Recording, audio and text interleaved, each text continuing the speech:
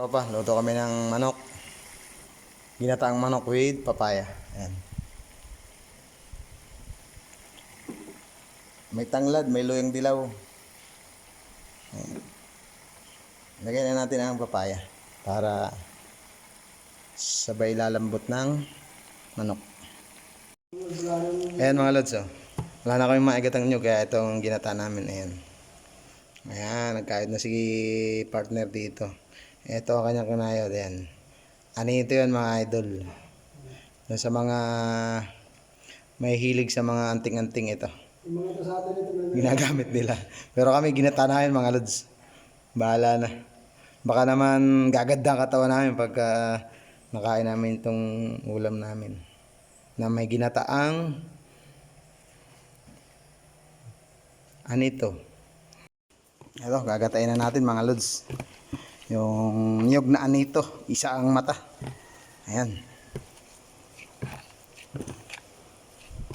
Ito yung kakanggata mga idol. Palapot muna mga lods yan. Baka magkaroon kami ng anting-anting pagkatapos namin kumain.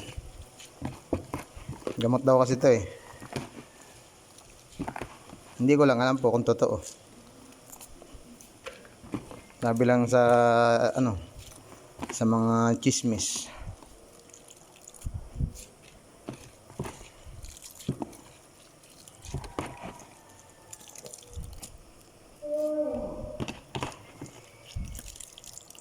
Ayan, malapot yan mga lods. So, mga idol, ang isinabaw natin dito mga idol ay hindi tubig. Tubig po ito ng ng nyug na ginamit nating panggata. Ayan. Yun po ang sinabaw natin dito mga idol. Para medyo matamis-namis yung ating luto. Sa pangalawang gata, sa pangalawang gata pwede na yung tubig. Tubig mismo na normal na tubig. Ayan. Okay. Uy, ay gana. Siguro to pwede natin ilagay ang ating pangalawang gata. Okay. Wala po tayong salaan dito mga idol. Nasa bukid tayo eh. Kaya sa kamay lang tayo nagsasala mga lods. Ito yung mga discarding bukid mga idol. Masama naman kung sa panyo natin gamit isala ay baka marami na yung mga panyo natin. Kaya naman sa kakain. Ayun. Okay. Kaya kanya. Yan. So, mga idol, lagyan natin pangalawang gata muna. Again. Kamay pa rin ang salaan natin mga idol.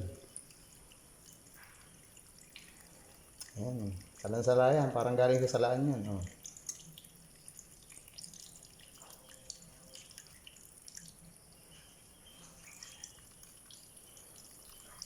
Yan mga idol, nailagay na natin yung pangalawang gata.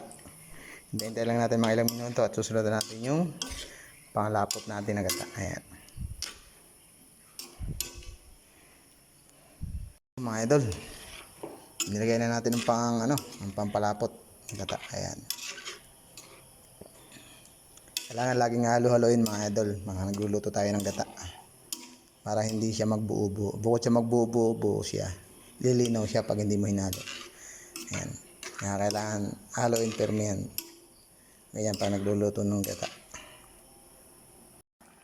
Ayan, mga idol. Ito na yung ginataan naming manok. With papaya, with tanglad, with luyang dilaw, with sili, kompletos recados, mga katropa. Ayan, ang panangalian namin. With tanod, Terio Arañez. Yung malupit kong partner mga idol. Ayan. Titikman na natin po mga idol para magkaalaman na. Ayan.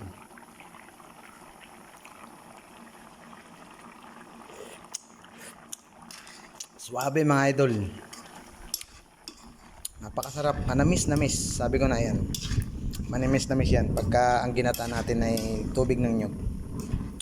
Isa pa ito, medyo dinamay namin ng sabaw kasi kasama ng mga aso dyan. Ayan. May mga alaga kami aso mga idol, kaya kailangan natin isali sila. Ayan.